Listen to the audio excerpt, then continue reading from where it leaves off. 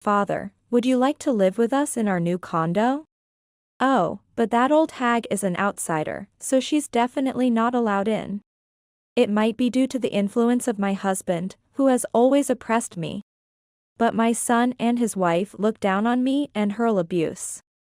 They recently made plans to move from the apartment they had been living in since they were newlyweds to a new condo, and they proposed to live with my husband only, calling me an outsider so boldly and treating me as a nuisance.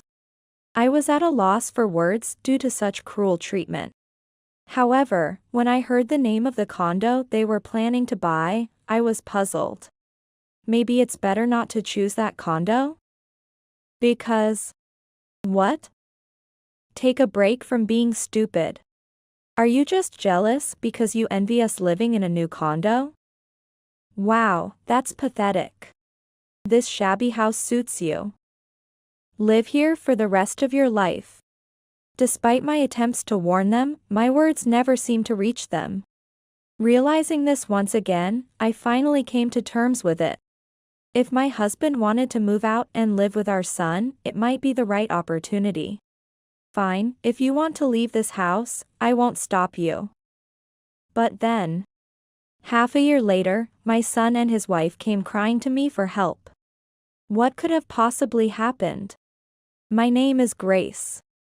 I am a 48-year-old homemaker with an older husband and a son who is now a working adult. I married in my early 20s, earlier than most of my friends. At the time of my marriage, I worked as an office worker at a real estate company. But soon after, I discovered I was pregnant and took a leave of absence. Back then, I was happy to be carrying the child of the man I loved. And my husband was overjoyed by the pregnancy and very kind to me. He often checked if I was feeling okay, and urged me to take it easy and not work. Many acquaintances were concerned about us, who met and got married and even had a child in less than a year. But I felt too happy every day to be bothered by them. Months later, I gave birth to a healthy boy. This marked the beginning of a nightmarish time, though I had no way of knowing it then. The nightmare began shortly after I returned home from the hospital following the birth of my son. Now, since I've done the housework in your place, it's time for you to work hard. He had been considerate of me, but his attitude suddenly changed, which made me annoyed and speechless. He just coldly told me to have all the housework done before he returned from outings. From then on, he stopped helping with the housework or taking care of our son at all. When I asked why his attitude had changed so suddenly, all I got back were sarcastic remarks and abuse. What? You think it's unfair? Unlike you, I work all day and am tired, that's only natural. While I understand feeling too tired to do anything after work on weekdays, it seemed only fair that he would help out at home at least on weekends. Moreover, to show no interest in our child. If I dared to criticize him for this, he would verbally assault me. Stop nagging. And don't you dare dress down just because you don't go out, you old hag. After childbirth, many men reportedly stop seeing their wives as women. Maybe my husband was one of them. Should I try to be more feminine to win back the kind man he once was? Even though I wanted to, I was too exhausted from housework and unfamiliar childcare to even think about dressing up. Eventually, my husband started staying out overnight more often, even on weekdays, coming home smelling of women's perfume and sometimes with lipstick on his shirt collar. He was likely having an affair, but I had no choice but to keep silent. I was afraid of being treated even worse by him if I confronted him about his behavior. Moreover, he began giving us less money for living expenses. Not enough for a family of 3 to live on. Despite my protests, he wouldn't listen. Homemaking on a tight budget is what a homemaker does. However, no matter how well I managed, it was never enough. Reluctantly, I put my son in daycare and returned to work, putting in extra shifts on weekends when my husband was home to take care of our son, who began to grow attached to him. While he had previously shown no interest in childcare, as our son grew older and became more independent, he suddenly started acting like a good father. As bad as it was that our son was getting attached to him, it was worse when he began to imitate his father's abusive language and mocking attitude towards me. From an educational point of view, I reprimanded our son for his foul language every time, but it seemed to have no effect. To the contrary, he would retort, "Dad said I wouldn't have to listen to anything you say." Every time our son insulted me, my husband would just smile and say, patting him on the head, "Good job, just like my son." I thought about taking our son and divorcing, but I knew that in our current situation, he would want to go with his father. As much as it hurt, my son was still precious to me, and I didn't want to be separated from him. To stay with my son, I chose to endure our current life instead of divorcing. Years passed, and my son became independent. I no longer needed to stay with my husband, but I had learned to ignore his presence and live on my own terms. I still wanted a divorce, but the thought of having to confront him and endure his verbal abuse again was just too much trouble. Amidst all this, my husband's company underwent major staff cuts, and he was laid off. He lost his job but made no attempt to find new employment, instead lazing around at home all day. Despite being unemployed, he carried on with his haughty demeanor as if nothing had changed. And I began to feel stressed once more. When we were both working, it was somewhat possible to avoid seeing each other at home by adjusting our schedules. But with him always around, that became impossible. It became difficult to live avoiding him as before, and my stress only increased. Feeling that I might lose my sanity if this continued, I seriously started considering a divorce. Sometime later, my son, who had left our home a while ago, came to visit and said, "There's a woman I'm thinking of marrying." And he brought his girlfriend along. I was genuinely happy to hear such joyous news from my son and blessed them. The girlfriend seemed like a very ordinary woman at first impression. At the meeting, which was supposed to be a joyful occasion, my husband and son continued to hurl abuse at me as usual. And seeing the girlfriend uncomfortable with it, I felt a slight relief. However, after several meetings, her attitude began to sour. Much like my son had probably influenced her by what he told her. I sighed and gave up on becoming close with her. Later, my son and his wife registered their marriage and began living together in an apartment he had rented. Since their place wasn't too far from our house, they visited us now and then. After living there for a while, perhaps finding the apartment too small, they decided to move to a newly built condo. When my son and his wife visited our home to discuss their move, I was surprised to hear the name of the condo they were considering. But before I could recover from my shock, they said something even more surprising. "Dad, won't you live with us? It's a brand new condo, and I think it would be more comfortable for you." What are you saying?" Taken aback by his sudden proposal, I inadvertently interjected. Then my daughter-in-law glared at me coldly. "Can the outsider please not interfere? We're talking to father-in-law here. Outsiders are not allowed." Being openly called an outsider by my daughter-in-law was shocking. I was speechless from the impact. Meanwhile, my son and his wife continued to encourage my husband to live with them, and he seemed keen on the idea. Watching them happily discuss the new home, I began to recover. Since hearing the name of the condo, I had been concerned, so I decided to speak up. "Urban Court S-Town, maybe you should reconsider that condo." But no one there listened to my advice. "What? Give it a rest, stop butting in. Are you jealous because we are moving into a new condo? That's pathetic. This shabby house suits you. Live here for the rest of your life." My words were once again ignored by them. Realizing this, I finally came to terms with it. If my husband wanted to move out and live with them, it might be the right opportunity.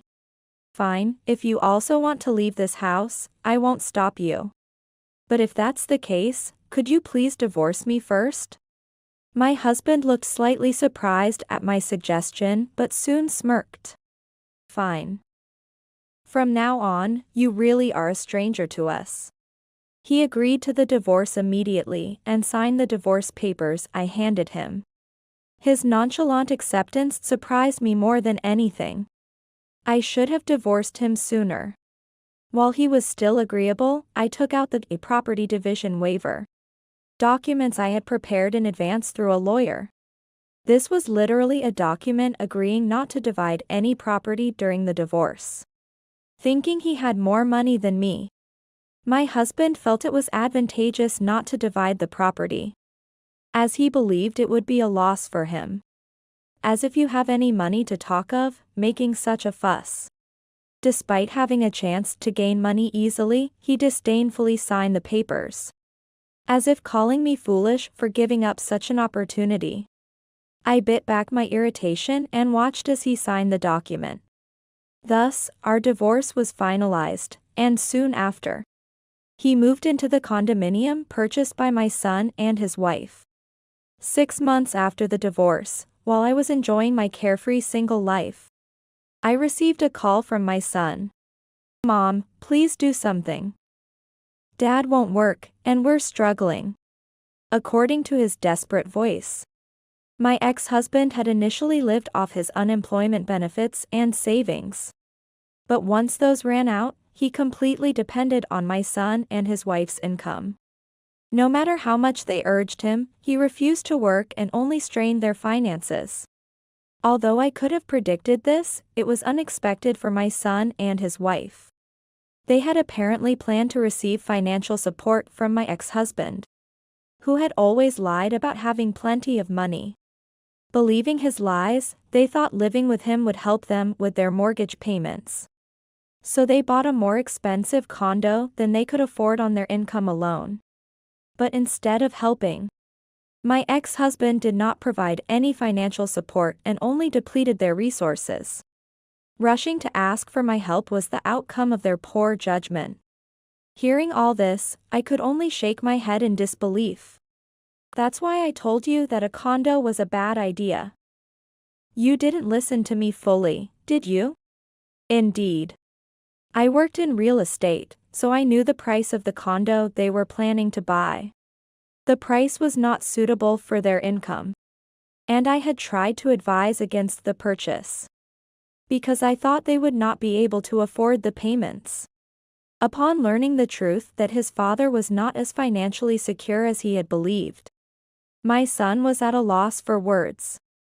Eventually regaining his composure, he bitterly muttered, "I can't believe Dad had so little money. And to think. Mom, how did you manage to support him with your meager earnings?"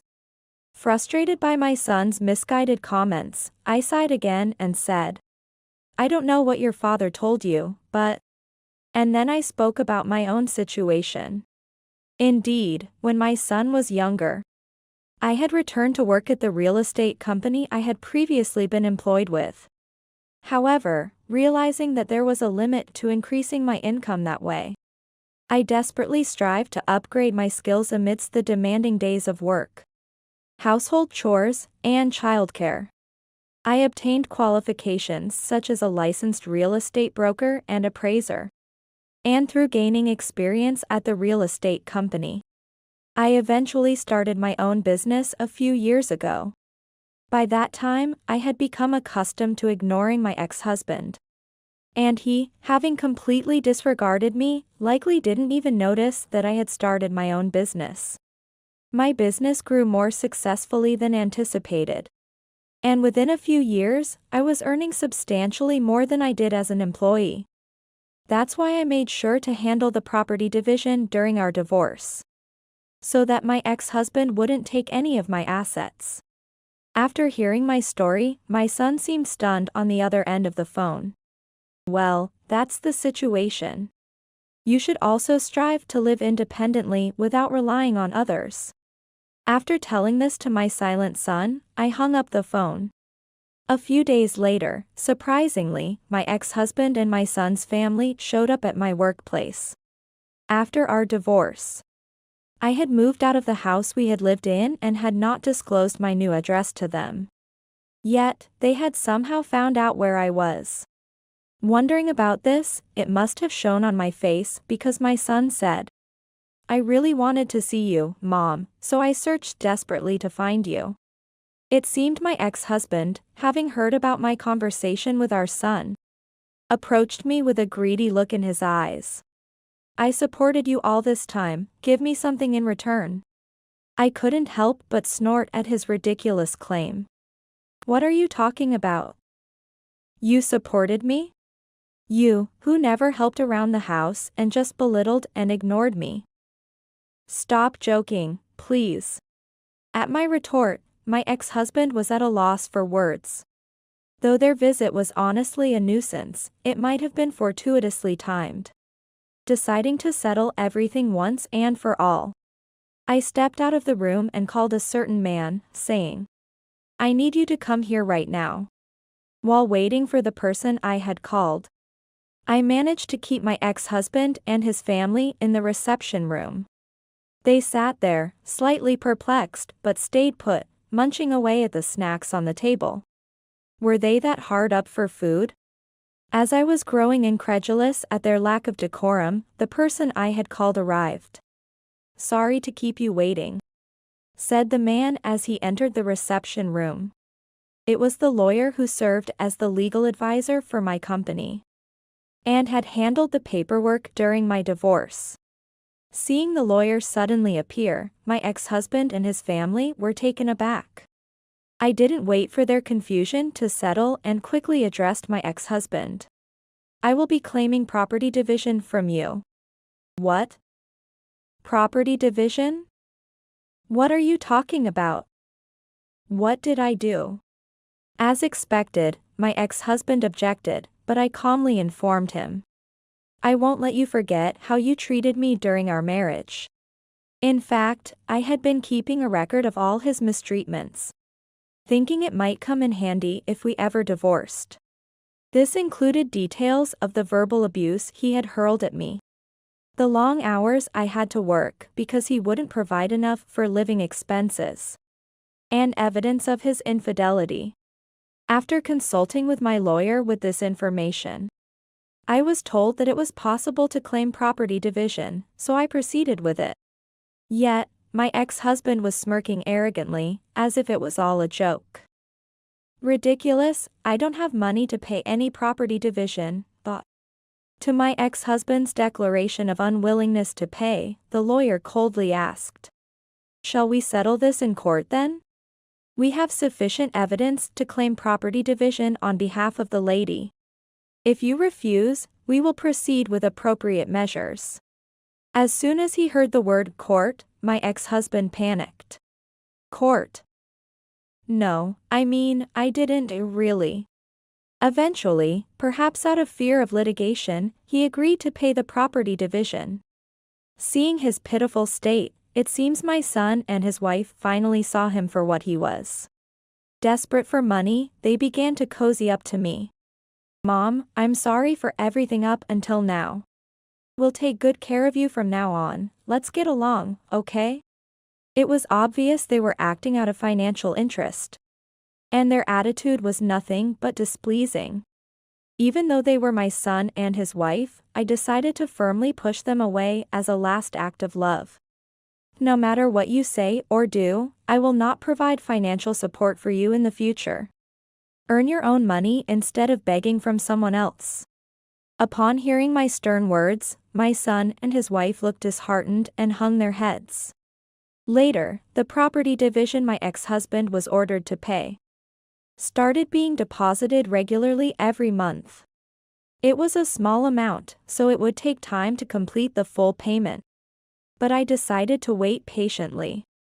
To earn money for the property division payments, my ex-husband apparently started working part-time at a store. However, he seemed to be earning just enough to cover his property division and personal entertainment expenses, still depending on my son and his wife for living expenses. Continually struggling with living expenses and mortgage payments. My son and his wife eventually decided to sell the aforementioned condo because they could no longer afford the mortgage. They had asked a real estate agent for an appraisal, but apparently they were not satisfied with the amount and came to me asking, "Can't you buy it at a higher price?" However, the offer amount they showed from other companies was reasonable. I could not sell it for a higher price, so I brushed off their request. My real estate business is still progressing smoothly. My personal life is also stress-free now that I no longer have to deal with my ex-husband or my son's family. With the time I once spent on my husband now freed up, I have more time to spend on myself. Maybe I should find a hobby. With that thought, I am living happily each day.